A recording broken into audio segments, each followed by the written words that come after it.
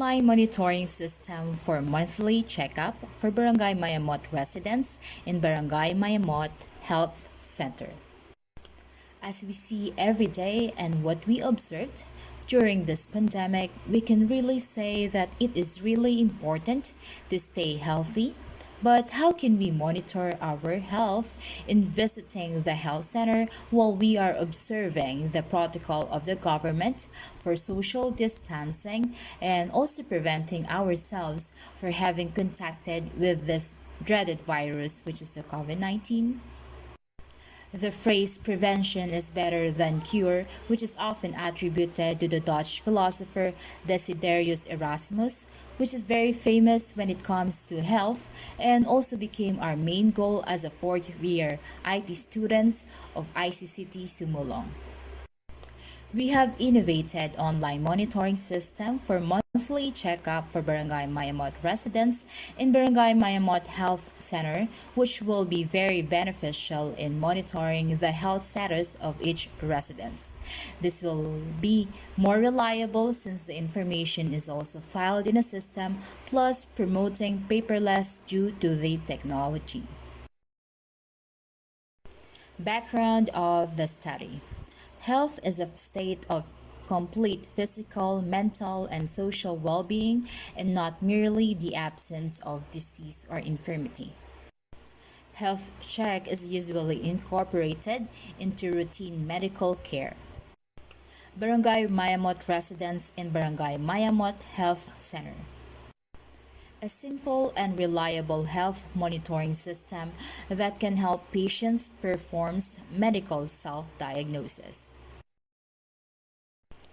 Objective of the study: to collect and record health information from an individual using the health recording system. To improve care coordination of the physician and health practitioner through the health record system.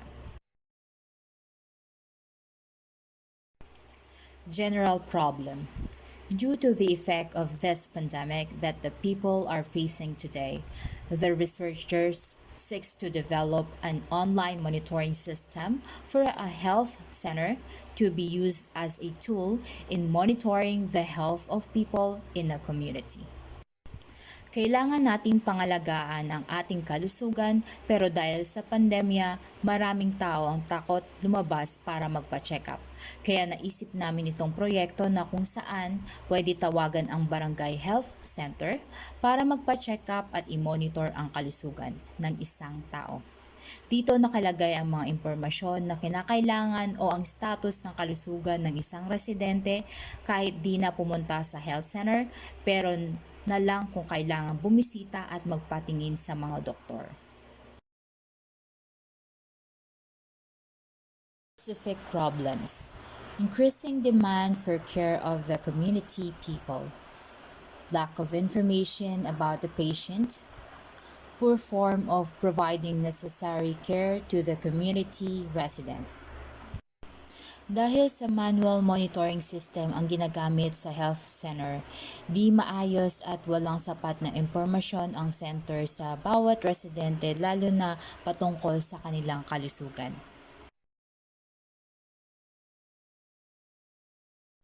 Significance of the study. The following will benefit the study. Health personnel. Sila yung pwedeng magdagdag at magbawas ng impormasyon sa database at sila din yung nakakaalam tungkol sa system. Researcher, estudyante, guro, programmer at web developer na magbe-benefit dito sa system at sa detalyadong dokumento. Future researchers, sila yung may posibilidad na mag-upgrade sa health monitoring system na ito. Scope and delimitation mainly focuses in online monitoring, a monthly check-up for Barangay Mayamot Residents, Barangay Mayamot Antipolo City. So sa scope, ang nakafocus lang sa mga residente ng Barangay Mayamot at nalilimitahan ito or delimitation sa Barangay Mayamot lang, hindi pwedeng magamit sa ibang barangay.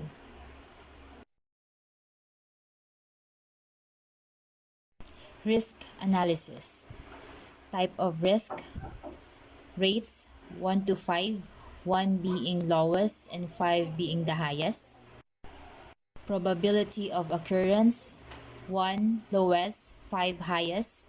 Risk level 1 is the lowest and 5 is the highest. So with financial 5, with rates probability 5, risk level 5, technical 5, probability 5, risk level 5, operation and maintenance 5 for the rates, probability of occurrence 5, risk level 5, quality control 5, probability of occurrence 5, risk level 5. With design, rates 5, probability of occurrence 5, risk level 5. With external, 5 for the rates, probability 5, risk level 5. Completion, rates 5, probability 5, risk level 5. Project 5, probability of occurrence 5, risk level 5. In our cost analysis, the main server or system unit will cost only 20,000 pesos to run the health monitoring system. SWOT analysis or SWOT analysis. Strengths saves time and money since it is paperless. So, makakatipid ng oras at pera dahil hindi nagagamit ng papel. Weaknesses, data are only based on the information stored in the database. So, ang pwedeng nakabase lang ang impormasyon sa nakasave sa database at wala nang iba. Opportunities, not useful if there's no electricity. So, hindi magagamit kapag walang electricity yung system. Threats, human threats for careless employees. So, kapag may mga empleyado na hindi masyadong may alam sa system, pwedeng magkaroon ng error sa system. Human resource management. Our leader or programmer is John Patrick Garcia. Assistant leader, yours truly, Eleonor Pauig. Secretary, we do have Regina Wasingan and Mariane Cezar. Other members are Roselyn Taguinod, Jessica Mangiralas, and Bryan Jay S. Solera. Design. Project development methodology, waterfall methodology, requirement, design, implementation, maintenance. So sa requirements, nakita namin na kailangan ng Barangay Mayamot Health Center ng computerized management system para hindi na gumamit ng papel at magkaroon na sila ng records ng bawat pasyente or residente sa Barangay Mayamot. Design. Ang ginawa namin, nag-isip kami or gumamit kami ng isang computer system na may PHP version 7.2 at katuwang din ang SAMP, Google Chrome at Mozilla Firefox. Implementation. So yung target namin dito is yung Mayamot Health Center or yung mga other health center na kailangan ng health monitoring management system or online health monitoring management system, pero nakafocus kami sa Mayamot Health Center. Sa maintenance, so yung system kailangan naming i-check every week or yung server every week, monthly, quarterly, and annually basis. System features, so manageable na yung patient's information dahil dito sa proyektong to or sa database na to. Mabilis na rin na mahahanap yung mga historical records ng bawat pasyente o residente. So secured yung pagsisave or yung pagpe-preserve ng data. Pwedeng makita ang report through Excel, PDF, or text file format. Mabilis din mapiprint dahil meron ng impormasyon sa bawat pasyente. Development tools: Sublime front-end HTML5 with Bootstrap version 4 and jQuery, back-end PHP 7.2 and MySQL 8.0. Hardware requirements: system unit, mouse, keyboard. Software requirements: Microsoft Windows 10, any version, or 8.1, 32-bit, or 64-bit. Intel Pentium 4 or comparable faster processor recommended. 2 GB of RAM minimum, 4 GB or more recommended. 500 MB of free hard disk space recommended for typical installation. So, para mabuo yung aming proyekto or yung aming system, ito yung mga ginamit namin, yung development tools, hardware requirements, and software requirements.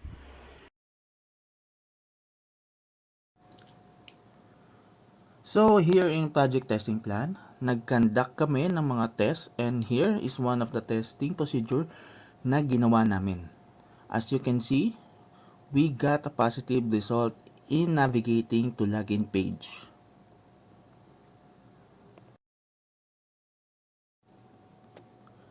And now in project test result, UAT or the user acceptance testing is done. So what does it mean? The expected output during the testing process is good and the system is working fine. Summary: health monitoring is very important in terms of prevention, particularly if the early detection of diseases can reduce suffering and medical cost. The diagnosis and prompt treatment of various diseases can radically improve alternatives for the medical treatment of the patient. Sa pamamagitan ng proyektong ito, mas maaagapan kagad ang sakit ng isang residente. Kinakailangan pa rin magpakonsulta lalo na kung may mga sintomas sila, lalo na ng COVID-19 at ibang sakit na kinakailangan ng agarang lunas. Di kailangan pumila ng mahaba at mag-fill up ng papel para mag-check up or ma-check up na sila kagad.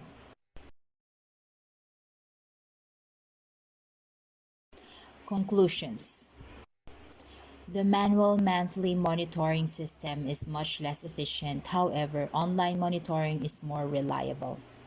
The healthcare members can easily check and monitor individually health condition or individual's health condition, especially to find out who has COVID-19 disease. Mas mabilis na check-up at walang hawaan kasi di na kailangan magsagot sa papel. Ginhawa para sa mag-check up at sa pasyente. Recommendation: health personnel, sila yung magdadagdag or magbabawas ng impormasyon sa database at sila yung makakapagbigay ng impormasyon sa system. Researcher, ito yung mga estudyante, teacher, programmer at web developer na magbe-benefit dito sa system at sa detalyadong documentation. Future researchers would see the possibilities of upgrading the health monitoring system, or sila lang yung pwede or sila yung makakatulong para mag-upgrade ng health monitoring system.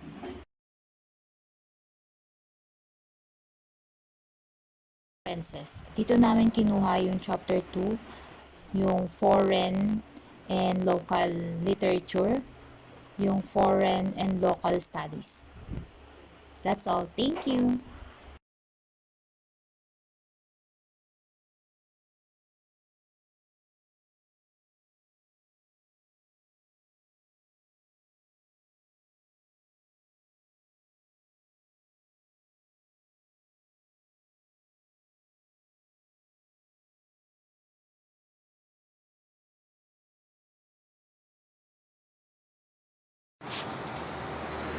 Good day to everyone. So, Group 2 will now present to you our system, the Health Monitoring Management System. As you can see, ito yung login page ng aming system. So, let's try to log in. So, after we log in, we are now in the main menu, the Patient Management menu and the User Management menu, and the Logout button if you want to go back to login page.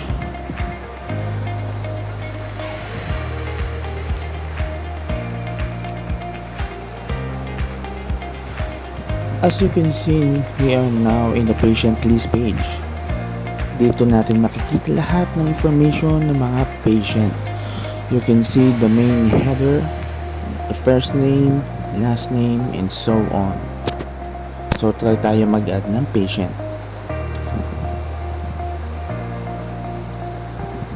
So, here we are in the add patient page kung saan dito tayo mag-fill up na information na galing sa isang pasyente. Please note that yung info natin is test data only.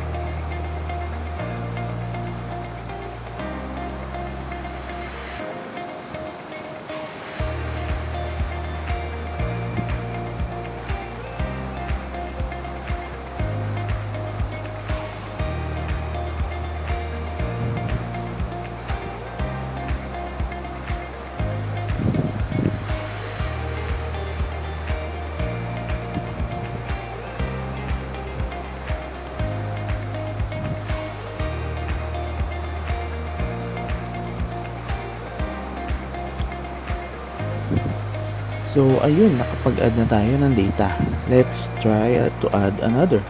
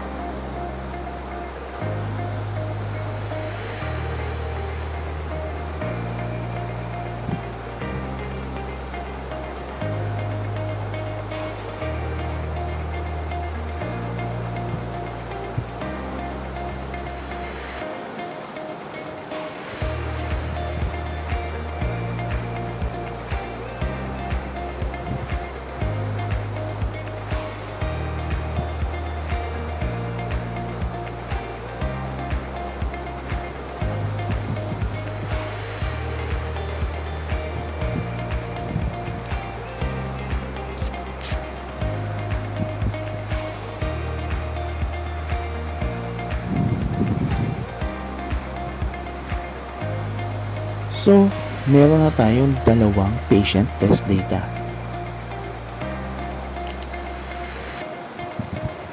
One of the main feature ng aming system is we can extract data in Excel or PDF format or pwede ding print directly.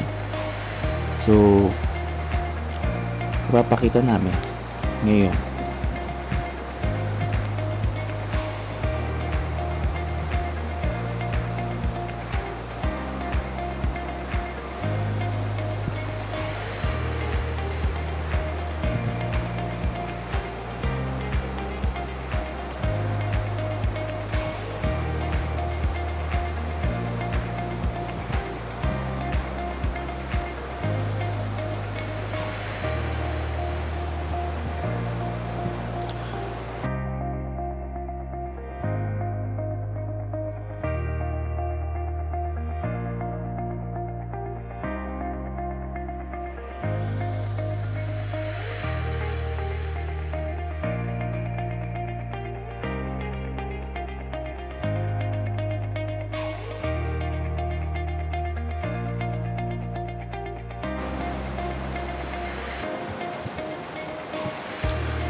And now, back to main menu. So we can now check the user management menu. Here we can add new administrator na gagamit ng monitoring system.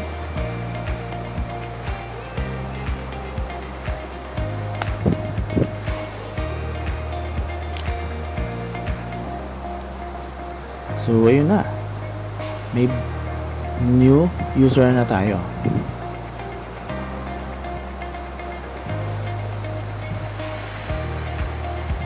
I-try natin i-login yung gawa nating user.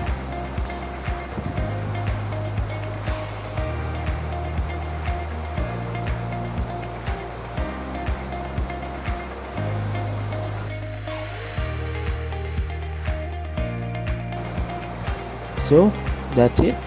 Thank you so much and have a nice day.